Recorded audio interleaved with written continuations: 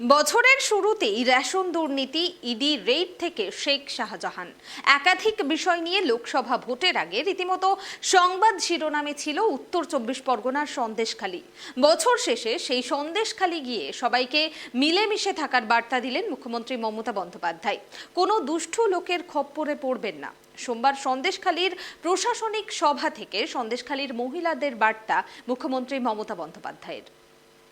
নমস্কার বলছি সকলকে, মনে রাখবেন গ্রামসভা পঞ্চায়েত সমিতিকে আমাদের দরকার। জেলা পরিষদ থেকে শুরু করে ব্লককে, বিডিও থেকে শুরু করে এসডিওকে, এসডিও থেকে শুরু করে ডিএমকে।